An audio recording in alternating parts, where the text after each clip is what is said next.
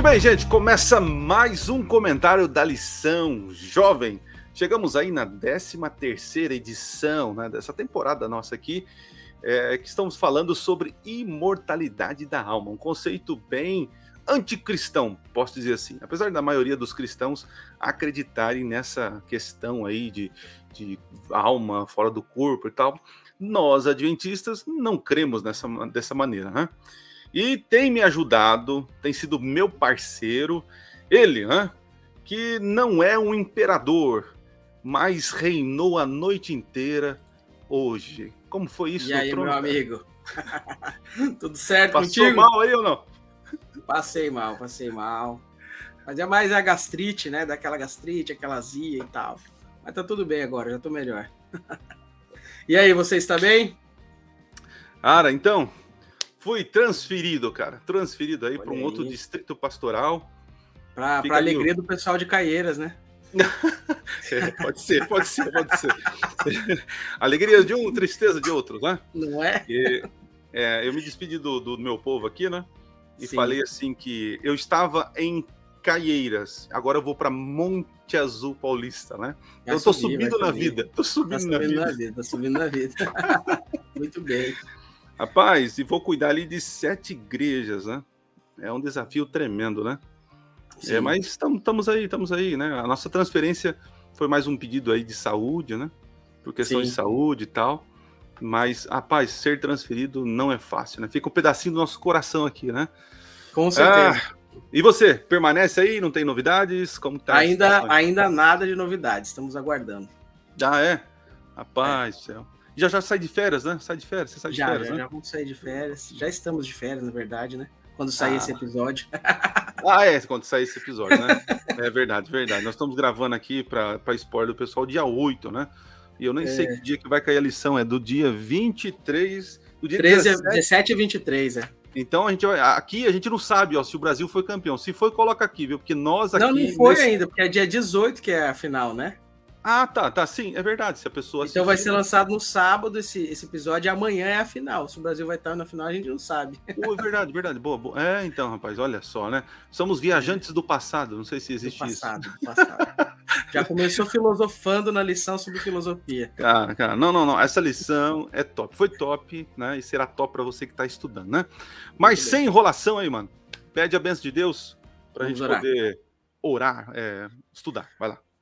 Querido Deus, obrigado por mais uma vez estarmos estudando a lição da Escola Sabatina juntos e queremos aprender mais lições especiais acerca do plano que o Senhor tem para a nossa vida e também da restauração que o Senhor está preparando para todos nós. Abençoe-nos agora, dá-nos entendimento pelo Espírito Santo, em nome de Jesus. Amém. Amém. Muito bem, gente, eu vou ler aqui o nosso texto-chave, que é o capítulo inteirinho de Gênesis, né? E eu, modéstia à parte, eu não colocaria esse texto, eu colocaria mais o momento de Paulo lá, que foi o destaque da lição, né? Mas o autor, ele quer falar sobre criação. Então, eu vou ler de Gênesis capítulo 1, você leia todo o capítulo, viu? Quem está nos ouvindo, nos assistindo aí. Eu vou ler o verso 26, né? Que nos interessa aqui, ó. O verso 26 diz assim, ó: também disse Deus, façamos o homem a nossa imagem, conforme a nossa semelhança, e tenha ele domínio sobre os peixes do mar, sobre as aves do céu, sobre os animais domésticos, e sobre toda a terra, e sobre todos os répteis que rastejam pela terra. Criou Deus, pois o homem à sua imagem. A imagem de Deus os criou. O homem e mulher os criou. Aqui deixa muito claro, né, sobre Deus sendo um criador. E a gente tenta buscar algumas respostas nesse capítulo, né, o Lucas. Só que muitas respostas a gente não vai encontrar na criação, em Gênesis. E Deus não está preocupado em responder muitas questões, né? Por exemplo, ele não fala de onde ele apareceu, nem quem criou ele. O texto diz, Deus fez isso, né? Deus criou. E fora da revelação, Lucas, aí podemos entrar no campo, né, das conjecturas e filosofar sobre as coisas. E a gente percebe que o cristianismo embarcou nessa questão de pensar sem revelação. Claro, não é pecado a gente pensar sobre revelação, né? Como eu acabei de falar, Deus não tem o propósito de revelar tudo para nós, né? Então, nós muitas vezes, através da pesquisa, vamos descobrir coisas, né? O problema é quando a gente vai além da revelação e cai num campo perigoso. Por exemplo, pedir para o Pablo, nosso grande editor aí, gente fina pra caramba, feio igual você.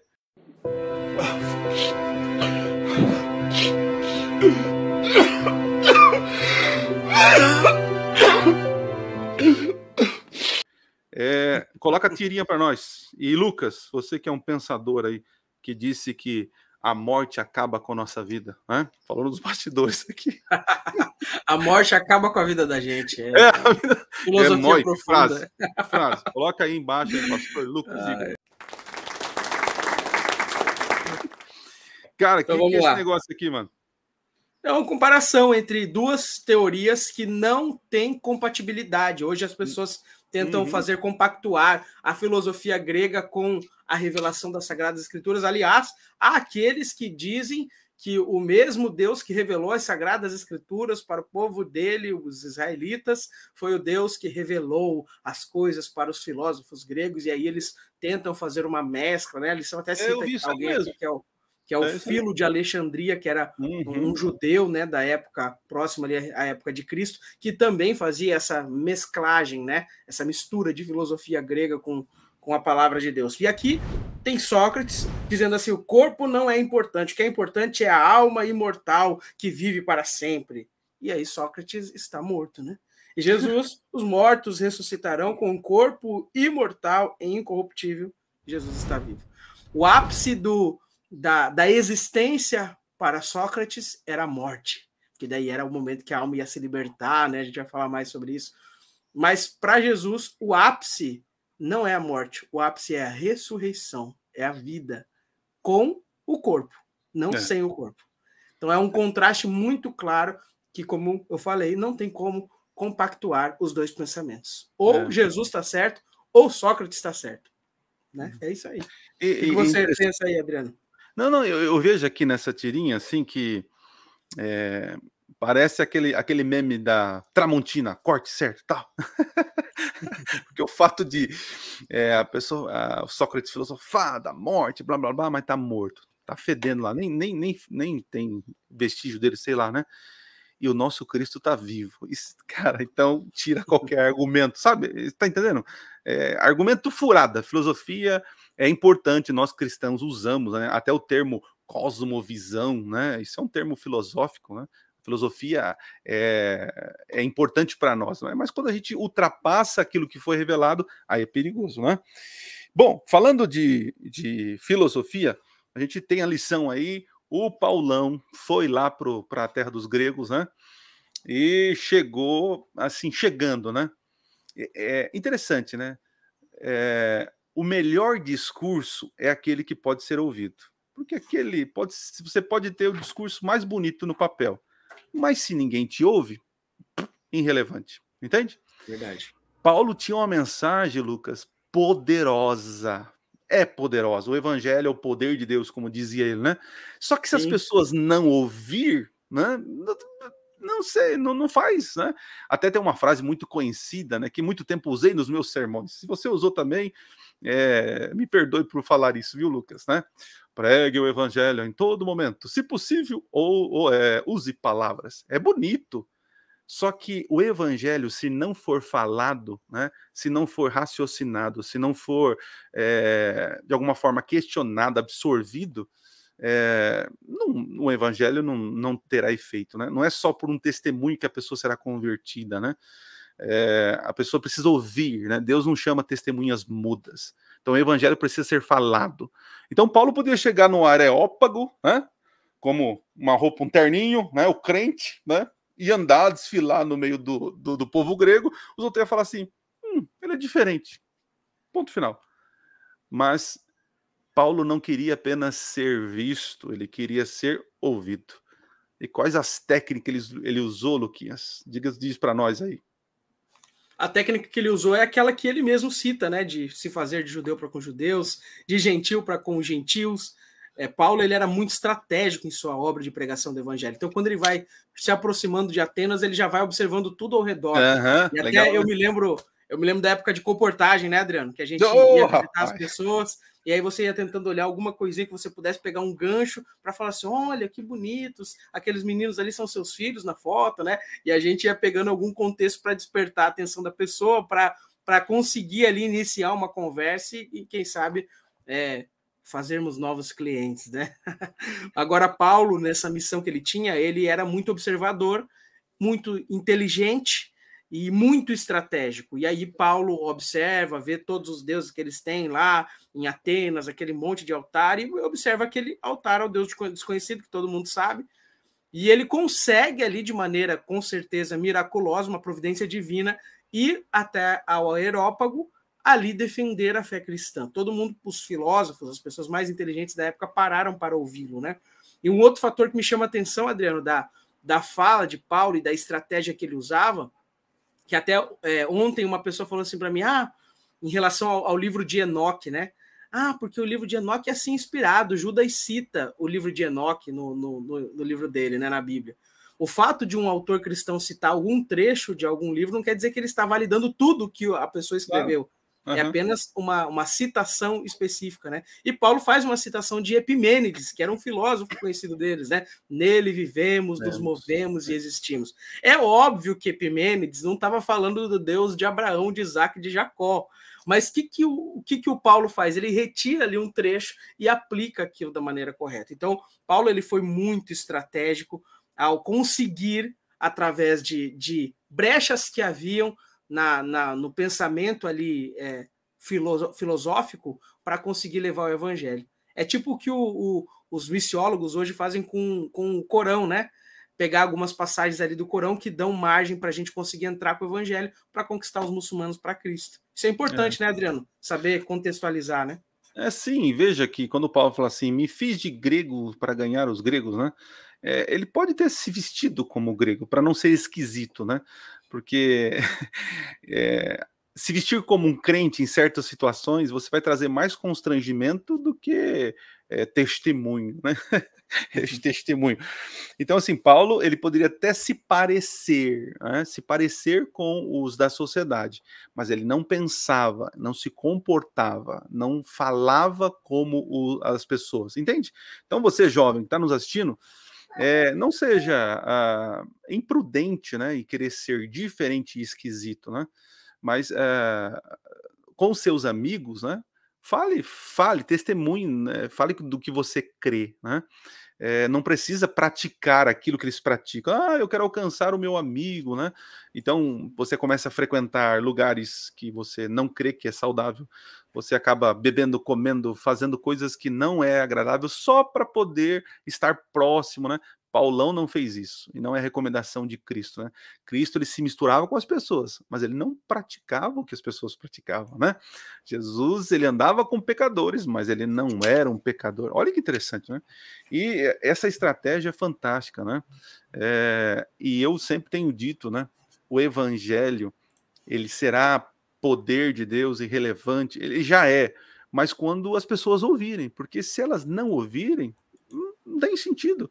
Então, muitas vezes, o nosso comportamento em dizer que o mundo é mau, que o mundo é impuro, a gente acaba se afastando das trevas. E a gente vai ser luz aonde? No luzeiro, ele tem que ser luz nas trevas. Não ser trevas, mas ser luz para as trevas, né? E o Paulo soube fazer isso, cara. Só que quando ele discursa lá, Lucas, o pessoal ouve ele. Pronto, ele ganhou. Ele ganhou atenção, ele foi ouvido. Só que ele fala algo que choca. Pá! Quando ele fala de ressurreição, né?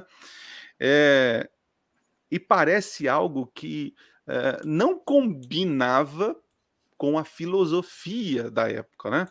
Então, exatamente. Assim, é possível hoje, Lucas, eu conciliar a teologia com a filosofia moderna. Paulo, ele de alguma maneira conciliou isso, ele fez um jeitinho ali, como que foi, né? Ou não? Paulo falou assim, tem um limite. Pá, esse é o limite. E aí? Você percebe que Paulo, ele usa aquilo que é possível ser usado da filosofia, como a gente citou há pouco, mas quando é questão de princípios de doutrinas, de verdades, ele nunca negocia a verdade, ele nunca alivia a verdade, ele nunca dilui a verdade, ele apresenta a verdade com clareza. E ele sabia, obviamente, como conhecedor, como alguém que havia sido criado dentro da cultura grega, porque Saulo era de Tarso, né, uma cidade que era dentro do Império greco-romano, ele sabia muito bem o pensamento daquelas pessoas, falava grego fluentemente, então ele sabia até onde ele iria e em que haveria concordância, mas sabia também que chegaria momentos em que haveria conflitos. É igual quando a gente vai dar um estudo bíblico para uma pessoa que ela tem sua ideia, seu pensamento, que às vezes diverge das Sagradas Escrituras, muitas vezes diverge. A gente dá o primeiro estudo falando sobre que Deus criou o mundo, daqui a pouco a gente fala sobre Jesus veio salvar, e a pessoa, tudo bem, isso aí eu também acredito, né? E aí você vai criando pontos de contato até que chega um momento que você fala assim, mas esse mesmo Jesus que veio salvar, ele também ensinou sobre a ressurreição. Esse mesmo Jesus que veio salvar, ele ensinou que ele vai voltar. Esse mesmo Jesus que veio salvar ensinou que tem um dia que nós devemos separar para ele. Então, é necessário a gente fazer isso. E Paulo, ele não negocia a verdade. No momento muito que há a necessidade de apresentar essa verdade, ele fala. E era um escândalo para eles aquilo, né? Porque na filosofia grega, matéria e tempo eram coisa ruim. E a alma ela estava presa na prisão do corpo. Então, na verdade, você só seria liberto quando você morresse e a sua alma saísse, né? E aí, no conceito deles, a lição até fala disso, né? Que o Platão, o Sócrates, eles não tinham problemas com a ideia de que alguém se tornasse um Deus. Não tem problema com isso. Então, Paulo fala assim, olha, Jesus Cristo era Deus e tal. Tudo bem. O problema deles era dizer que Jesus Cristo era Deus encarnado. E que depois que ele consegue se soltar da matéria, que ele morre, ele volta para o corpo da carne. Eles não conseguiam entender isso. Porque a carne era má, né? De alguma maneira, eles acreditavam que era possível uma evolução. Olha que interessante, né? Exatamente. Que você se desprendia e realmente ia para a realidade, e lá você se tornaria um ser de luz, né? Algo parecido. Isso foi desenvolvendo ao longo dos séculos, né? Então, olha que loucura, né? Dizer que Jesus Cristo é um Deus que se materializou é um absurdo. É um absurdo. Peraí. Nós cremos que a matéria é má, corrompida, e o Deus, o sobrenatural, nunca vai querer habitar nessa prisão corrompida, né? Então é impossível para nós crermos que um ser se materializou. E cá entre nós, Lucas, para mim, Jesus Cristo ele passou por várias humilhações, né? Dentre elas que me chocou uma vez foi saber que Jesus foi crucificado peladão, nu, né? Não tem aquele lencinho branco que a gente acha na cruz, tá? Aquele lencinho, né? Mas cá entre nós, a maior humilhação, Lucas, para mim, foi ele desprender da sua divindade, posso dizer assim, do seu ser, sua matéria perfeita, enfim, deixar o céu e colocar uma vestidura, né? Uma carne. Isso para mim isso é a maior humilhação de um Deus, né? É se rebaixar ao ponto de ser igual a nós pecadores, né? Então, eu entendo que os filósofos achavam que isso é um absurdo, e a gente também entende que é um absurdo. É uma submissão tremenda, né? Então, não há possibilidade de a gente conciliar, gente. Quem está nos ouvindo, assistindo aí, aproveita já para se inscrever no canal e compartilhar para os seus amigos aí, viu? Quem não faz isso vai ficar com o dedo inchado, é a praga do pastor, viu? E é interessante notar também, né, Adriano, que como que eles vão, como que Satanás vai trabalhando no transcurso do tempo, dos séculos, para firmar na mente das pessoas um conceito equivocado, em que esse conceito vai se tornar uma barreira para o verdadeiro evangelho. Oxe. Então tem muita gente que fala assim, não importa se o fulano de tal não crê na coisa certa, ou se isso aí não é importante para a salvação. Na realidade, todas as heresias, elas estão preparando o caminho para o engano do diabo, todas elas. E aí o que acontece? Quando Paulo apresenta a verdade para eles, por causa dos conceitos formados que eles tinham, que obviamente não eram de Deus, o primeiro que pregou a imortalidade da alma, a gente já sabe que foi o diabo lá no momento da queda de Adão e Eva, é certo que não morrerás, isso aí é doutrina do inimigo. E aí o que eles fazem? Eles abraçam esse pensamento de que a alma é imortal, abraçam esse pensamento de que a matéria é completamente má, que o tempo é mau e que a matéria a alma precisa se desprender da matéria e do tempo. E aí, quando alguém prega a verdade, a maior e preciosa verdade da história, eles não aceitam, porque bloquearam sua mente com filosofias, com pensamentos que não têm coerência com a revelação. Por isso que é muito importante, né, Adriano, a gente conhecer a Bíblia profundamente para a gente não ser enganado, né? Ela é a prova do sobrenatural, né? Exatamente. Então, assim, para nós cristãos, a morte é inimiga.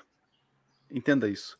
A morte é Exatamente. intrusa porque nós pecamos, né? E então foi introduzida a morte. A matéria ficou má, posso dizer assim, porque ela está contaminada pelo pecado. Mas a matéria é importante para Deus. É importante a matéria porque ela foi feito, né? Cristo se materializou. Então a matéria para Deus é importante. Então o que você faz com o teu corpo, com tua vida aí, é importante porque Deus preza a matéria. Com certeza. E apesar de Deus prezar a matéria, Deus não queria que essa matéria se deteriore. Nossa, eu não consegui. Se deteriorizasse. Falei rapidinho. Aí, beleza. Depois faz Deus esse não queria. corte, o Pablo, e coloca lá pra gente, só pra gente dar uma risada no Instagram, por favor. Essas palavras em inglês aí eu confundo. Então, Deus valoriza o material, tá? E a morte é uma intrusa, a morte é inimiga. O João vai dizer, Paulo, né, fala que a coisa a ser vencida, o inimigo é a morte. Então, para os filósofos, a morte é amiga, porque ela me desprende disso. E aí, eu quero falar com muito carinho para os nossos irmãos que estão nos assistindo, que crê que a morte é coisa boa. Mas como assim, pastor? Porque veja, se eu estou vivendo esse mundo de maldade, Lucas, é mal, só tem provação, dificuldade, blá, blá, blá, Satanás, blá, blá. Então, se eu morro e já vou direto para o papai do céu, a morte para mim, ela é amiga ou inimiga, Lucas, nesse caso? Não, nesse caso é óbvio que ela é amiga. É amiga. Né? A pessoa vai pensar assim, bom, se eu morrer agora, eu agora já vou para o céu, poxa, quero morrer agora. Então, né? tá percebendo? Eu lembro que eu estava... Onde eu estava, rapaz? Que eu vi um camarada que é ateu. Não sei se era um velório, eu sei que era uma situação triste, sabe? E aí ele fez esse questionamento, ele falou assim, eu não entendo os cristãos. Se eles acreditam que quando a gente morre, a gente vai para a glória, então por que todo mundo não quer morrer? Né? Não tá é? vendo como é contraditório? É contraditório. Sim. E eu ouvindo aquilo, eu não tinha como argumentar com ele, mas ele tá certo. Ué, se nós crentes cremos que ao morrer a gente vai direto pro Pai, para a glória, então bora lá morrer. Mas ninguém quer morrer, porque a morte é intrusa. Eu e você, Lucas, nós É todos, antinatural, né? é antinatural. Deus não criou seres para morrer, entende? Então, assim, não tem como conciliar essa filosofia com a morte, porque para nós a morte é inimiga, que será destruído Exatamente. quando Cristo voltar. Em nome de Jesus, isso aí vai acabar, né? É Bom, muito bem. mesmo. Pensando nisso, Luquinhas, eu vou ler Filipenses capítulo... Eu achei bonito esse texto aqui. Filipenses capítulo 3, é isso? Deixa eu confirmar aqui. Isso, 3, verso 20 e 21. Na minha versão, diz o seguinte. Cadê? Passei aqui o negócio. Aqui. Diz assim, ó. Pois a nossa pátria está nos céus, de onde também aguardamos o Salvador, o Senhor Jesus Cristo, o qual, perdão, gente, transformará o nosso corpo de humilhação, ok, matéria corrompida, deteriorizada, para ser igual ao corpo da sua glória, segundo a eficácia do poder que ele tem, de subordinar a si todas as coisas. Então, veja, há uma promessa que esse corpo mal, ok, vai ser destruído. E quando que será essa alegria para nós? Não é após a morte, é quando Cristo ele se tornar rei sobre todo o universo, né, destruindo a morte. Esse para nós, não é agora. Morrer agora é um sono, é um descanso até breve volta Jesus.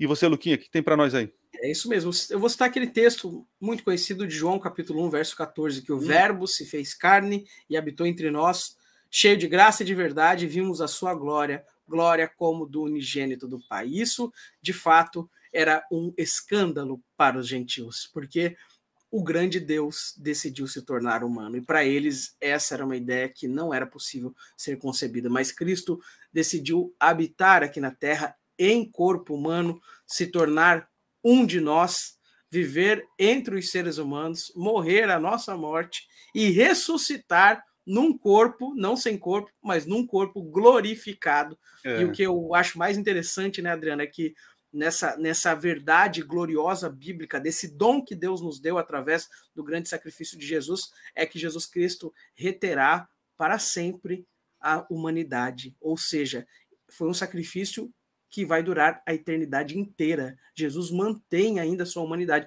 Ele podia ressuscitar, aliás, ele podia morrer, ressuscitar e falar, pronto, agora não vou mais usar o corpo, vou voltar a ser como eu era na minha forma divina de Deus. Mas não, ele vai para sempre reter a sua humanidade. Isso é maravilhoso e contraria completamente o pensamento grego e contraria todo mundo que acredita que a alma vai morar com Deus. A alma não mora com Deus. Nós somos alma vivente, seres vivos, que vamos, do jeito que estamos aqui agora, depois glorificados, habitar para sempre na presença de Deus. Cara. E a lição mostrou também um perigo, Lucas, desse dualismo. Então, veja, nós não cremos no dualismo, né? Tem muitas pessoas que falam assim, existe um grande conflito entre Deus e Satanás. Não, Deus nem entra em batalha com Satanás, porque se ele entrar, não existe batalha, né? O grande conflito que existe é no meu coração, em decidir se eu quero ficar ao lado de Jesus ou de Satanás, né? Deus, não existe batalha com um elefante e uma formiga, né? Então, esse dualismo que vai criando na nossa cabeça afeta a nossa vida. Por exemplo, a gente acaba separando, né, Lucas, do santo e profano, o espiritual e o secular. Então, tem muito crente que está nos assistindo, jovens, que foi doutrinado, foi, de alguma forma, catequizado em fazer divisões na vida. Então, o espiritual é a Bíblia, esse momento que você está assistindo, ouvindo, é o espiritual, eu estou falando com Deus.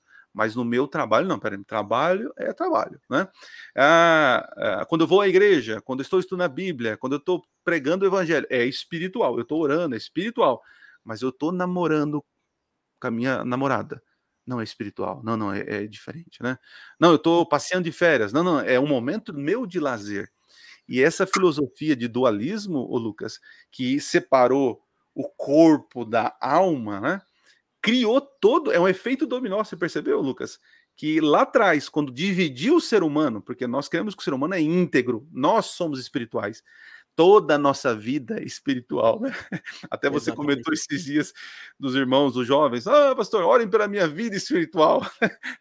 Tudo é espiritual. E esse dualismo é perigoso, né? Com certeza. A igreja é tão sagrada como o banheiro da tua casa. Como assim? Porque na igreja Deus habita, e no banheiro da tua casa Deus habita. Então, pare de ficar fazendo divisões, né? Tudo é espiritual, tudo deve ser dedicado ao Senhor, né? Pare de fazer esse dualismo. Tudo é espiritual para quem é espiritual, né? É isso aí. Ok, boa, olha aí, boa. E aí a pessoa fala assim, pastor Adriano, manda lá na caixinha de pergunta, né? Pode ouvir música secular, pode fazer tal coisa, pode fazer aquilo outro. Se você entende que tudo que existe é espiritual, você vai escolher com sabedoria. Se você, quero ouvir uma música, o que eu vou fazer para ouvir essa música? Eu vou avaliar se essa música vai contribuir para a minha vida espiritualmente ou se vai atrapalhar minha caminhada com Deus. Vai atrapalhar, mas não tem nada a ver, eu não estou na igreja. Tem tudo a ver, porque tudo é espiritual para quem é espiritual. Tudo. Esse dualismo que a gente traz para a nossa vida, ele não é bíblico. Nós acreditamos num ser humano holístico, que corpo, mente e espírito estão interligados. A vida espiritual está conectada com tudo, né? E a gente precisa ter essa consciência. E aí a lição até fala sobre isso, né? Sobre como a nossa saúde física vai afetar na nossa espiritualidade. Mas não tem nada a ver o que eu como com a minha vida espiritual. Claro que tem, sua mente vai ficar embotada, você não vai ouvir o Espírito Santo. Então a gente precisa tomar cuidado com tudo, porque como o Adriano já citou, e reforçando, nós temos que ter a consciência de que somos pessoas espirituais e devemos avaliar tudo que aparece para nós com os olhos espirituais. Essa é a verdade. A gente acaba fazendo igual eu fui educado quando era pequeno, né? Moleque, tira essa roupa, porque essa roupa é de sair. tem que colocar roupa de ficar em casa. Então, que a gente começa a setorizar a vida, né? Não, isso é espiritual, isso é sagrado, isso é de Deus. Não, isso aqui é do diabo. Essa música não fala de Deus? Ah, então é do diabo, né? Tem que falar de Deus e tem que ter o toquinho, tim, tim, tim, tim, certinho. Porque Deus está lá no céu falando assim, ó, não falou de mim? Não ouço, pecador, né? É bem assim, né? Não, e vamos já aproveitar, Adriano, falar isso aqui. Gente, olha só. Tem música que não é da igreja, que é boa. Que não tem problema você ouvir músicas que falam do cotidiano, músicas que falam de amor, que não ferem os nossos princípios. Aí não tem problema você ouvir. Mas tem músicas que elas vão trazer um conteúdo depravado, que elas vão perverter seu pensamento. Essas você não deve ouvir. E a gente tem que saber fazer essa separação, né? Então, isso é muito importante aí que o Adriano falou, né? Cara, eu falo com muito carinho às vezes para a igreja, né? Porque de alguma forma fomos educados nesse dualismo, né? Sim. Só que eu vou falar pra você, eu fui criado no interior de São Paulo, interior, né? Nos modão de viola. Interior, lá no interior de São Paulo. E eu lembro que eu viajava com meu pai, ele era motorista, caminhoneiro, né? E ele colocava aquelas modão de viola, né? E que falava de histórias do pai e filho, sabe? Não falava. Hoje é tudo adultério, é um traindo o outro, lixo, né? Mas toda vez que eu escuto, por exemplo, o menino da porteira, olha que história bonita, é uma história bonita, né? Uma história que de um pai, do filho que foi embora, depois o filho voltou. Cara, que coisa linda, sabe? Tem música, olha que eu vou dizer aqui com muito carinho, viu? Tem música secular que me aproxima mais de Deus do que muita música crente, viu? Tá? Que diz que é de crente, né? Que diz que é de crente. Boa. Quem me viu passando a prova e não me ajudou, vai me ver andar na bênção e vai se arrepender. Tem uma que é assim, hein? Bom, vamos descer a ladeira aqui que já estão nosso tempo avançado. Vamos lá. Bom, gente, então assim, de forma prática, né? Vou aqui dar meus parecer rapidinho. Crer na imortalidade da alma faz com que Deus seja pequeno, né? Crer na imortalidade da alma faz com que eu seja o responsável pela minha salvação. Então, existem esses pontos. Luquinhas, o que de forma prática, qual é o perigo de crer na imortalidade da alma? Eu disse alguns aí. O primeiro fator que a gente pode destacar, além desses que você citou, é a questão de que, de acordo com a Bíblia, só Deus possui a imortalidade. Então, isso, quando você acredita na imortalidade da alma, você está tirando um dos atributos de Deus que ele só possui e a gente não tem. Isso é muito claro lá em 1 Timóteo 6, 15 e 16, que é só Deus que possui a imortalidade. Mas o que eu considero ainda mais sério hoje, assim, com implicações relacionadas ao tempo final, né, Adriano, aquilo que a gente até falou na lição número 12, é sobre a questão de como que isso está preparando o pensamento das pessoas para as manifestações espiritualistas no tempo do fim. Se eu acredito na imortalidade da alma, que dificuldade há em eu acreditar que em algum momento Deus mande alguém que morreu vir falar com a gente? Não tem dificuldade nisso. Tanto é que na semana passada a gente estudou sobre a questão da pitonisa de Endor, né, da feiticeira de Endor, e tem muita gente, teólogos cristãos de igrejas reformadas e outras, defendendo a ideia de que, de fato, foi Samuel que apareceu. Deus pegou e usou de misericórdia e mandou Samuel falar. Então, essa mesma pessoa que acredita que foi Samuel lá que falou, vai acreditar nas manifestações espiritualistas que apareceram no tempo do fim. Já tem uma abertura bíblica que Samuel apareceu, então agora está aparecendo de novo. Mas isso é um perigo, gente, é um engano satânico. Satanás vai trabalhar nos últimos dias com o espiritualismo, com o espiritismo, para desviar as pessoas da verdade e preparar o mundo para a vinda do anticristo. Isso é muito sério, né? Cara, torna a gente um Deus, né? A gente resolve o problema, né? E agora, invertendo, né? Tem a sexta-feira, você que está nos assistindo, ouvindo, leia a lição de sexta-feira, né? É uma história bonita aí que aconteceu com Ellen White e como ela teve um encontro com essa doutrina que nós acreditamos que é o sono da morte, ou seja, a alma que peca, ela morre.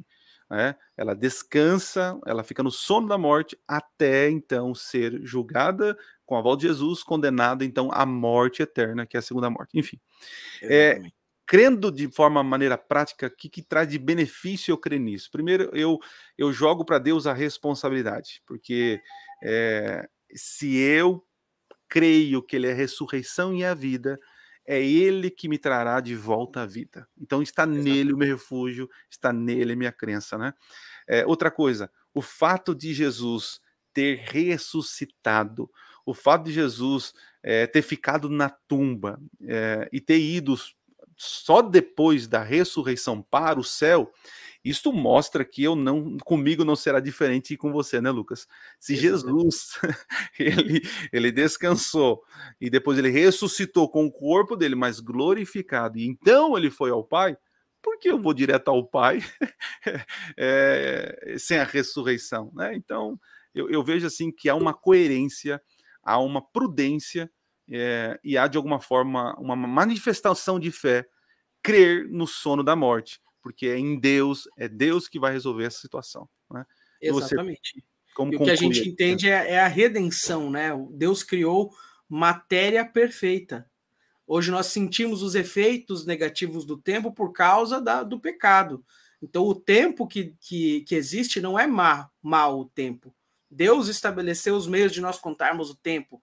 A questão da nossa matéria, ela não é má em si, ela se tornou pecaminosa por causa da queda. Mas há uma promessa de redenção, de restauração, em que nós, corpo, alma e espírito, seres humanos holísticos, completos, né? Só lembrando que alma e espírito não são entidades que saem do corpo, a gente já explicou isso em outra lição. Se você não viu, inclusive, volta lá, já aproveita e deixa o seu like aqui, compartilhe com seus amigos, parênteses bom aí, né?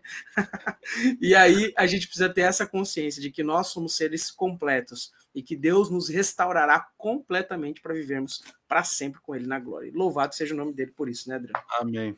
Cara, aproveita esse clima, faz oração para nós aí. Pede a bênção. Vamos orar, então.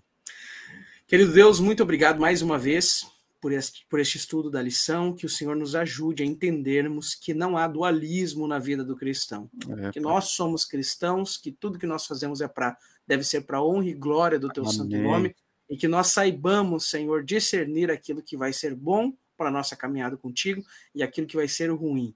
E se houver na nossa vida algum impeditivo para a ação do teu Espírito Santo, que o Senhor nos dê força para tirarmos isso de nós e para podermos caminhar em santidade na tua presença até aquele grande dia em que o Senhor nos restaurará a nossa matéria pecaminosa naquele corpo glorioso que o Senhor tem preparado para nós. Abençoe cada uma das pessoas que estão assistindo esse programa e nos abençoe também em nome de Jesus. Amém. Amém.